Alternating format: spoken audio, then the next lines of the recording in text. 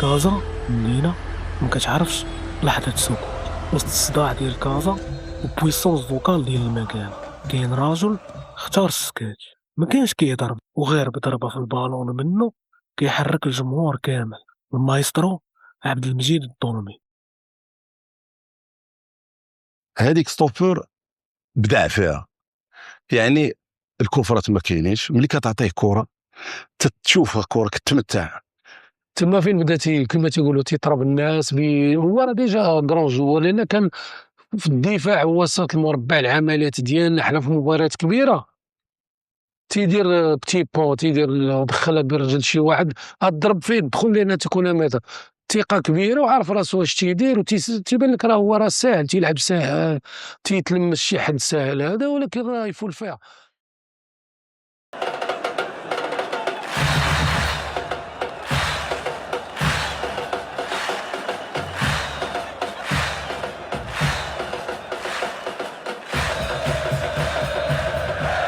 شغف وفراجة، حيت الراجة ماشي غير كورة ولكن حكاية كتعاش.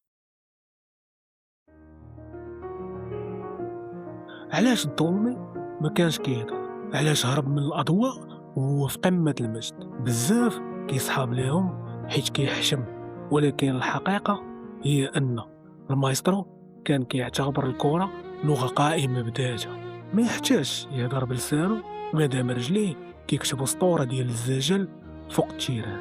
اليوم غادي نغوصوا في أعماق أسطورة رجاوية ونفهموا كيفاش شعب الرجا كيكره السطحية وكيعشق المعنى، كيكره الرباح بلا فراجة. باش نفهموا الظلمي لازم نرجعوا لكازا ديال الخمسينات والستينات، وكيف العادة نبداو من المعقل، درب السلطان فين التلاحم والنضال هما العملة الرسمية. المايسترو كبر وسط الحيوط اللي شهدات على تاريخ المقاومة، وسط كبار المقاومين اللي أسسوا الراجا، شرب الحكمة ونكران الذات من عندهم والتضحية في سبيل الراجا. وعلى يد المرحوم عبد القادر جلال تعلم باللي اللعب ماشي هو تفزع كرة بعيد، ولكن خاصك تحترم البالون وتخرجه بطريقة نقية.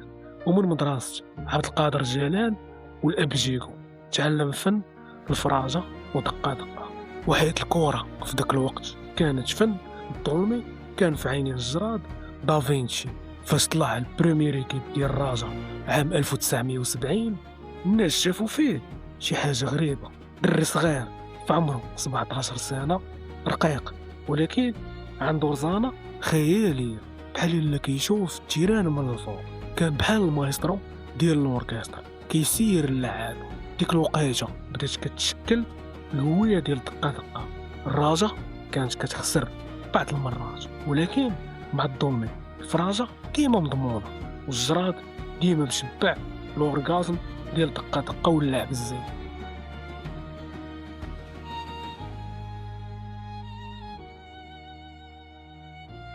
دخلنا دابا للثمانينات، العصر الذهبي. الظلمي عطاه الجراد لقب المعلم. تخيل معايا لاعب وسط كيدورو به 3 لاعب وما كيبانيكيش، كيخرج الكرة ببرودة الدم اللي كتخلي الخصم قبل الصديق يصفق ليه. الظلمي كان هو الترمومتر ديال الفرقة، الا كان هو مزيان كتكون الفرقة مزيانة. وحتى في المنتخب فاش مشى للمكسيك في 86 العالم كامل وقف بوش بيه كيكتشف هاد اللاعب المغربي اللي كيلعب كوستيوم وكرافة. وفي نهاية الثمانينات هنا فين الراجل بدات تمزج بين الفراجة والأرقام، وطرات مفارقة حزينة. في صيف عام 1987 الظلمي انتقل للأولمبيك البيضاوي، الشيء اللي خلى الجمهور كاعلي. وهذا الانتقال دام لمدة 3 مواسم، واللي فيها دات الراجا أول بطولة لها موسم 87-88 قيادة المدرب كابريطا، وموسم 88-89 توجت الراجا بأول لقب عصبة أبطال قيادة المدرب رابح سعدان. هاد اللي تيتر بجوج ما حضرش ليهم الظلمي. شاهد كأس إفريقيا للأندية البطلة اللي نتمناها إن شاء الله في حوزة الفريق الجزائري للمرة الرابعة بالنسبة لبلاد. ثاني في الضايب اليوسف، وكاد اللاعب بركان حقيقة ويضيع مع الاسف، يضيع مشري هذا النوع.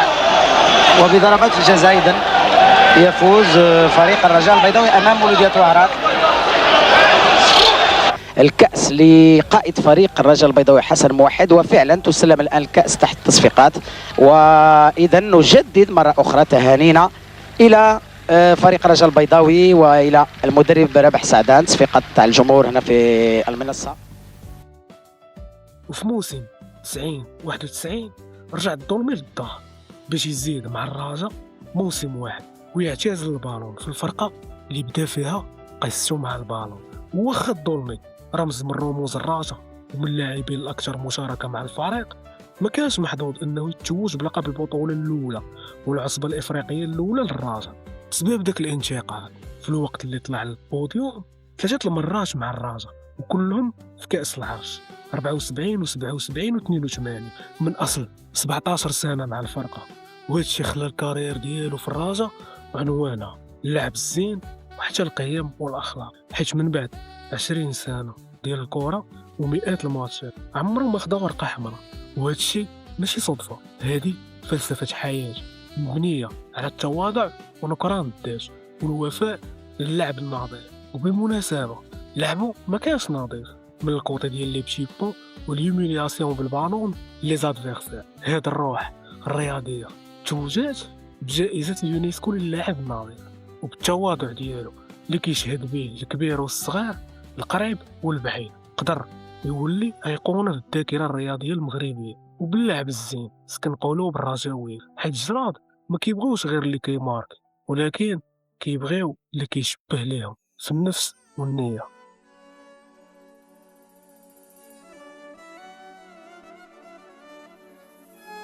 في يوليوز 2017 الرجاء تهزات بخبار اللي بكات الصغير والكبير. مشى المعلم ومشى معاه طرف من الذاكره الجميع، ولكن باقا اللمسه ديالو كتدور بين اجيال الرجاء، ارث مقدس كيفكرنا باللي العظمه ماشي غير بالالقاب وانما بالانسانيه وباللعب الزين وبالنفس والنيه. الظلمي مرحلش روحو مازال معانا كتلام كل طفل كيحلم في درب من دروب كازا باش يولي اسطوره من اساطير الرجاء، شغف وفراجه، حيت الرجاء ماشي غير كوره ولكن حكايه كتعاد.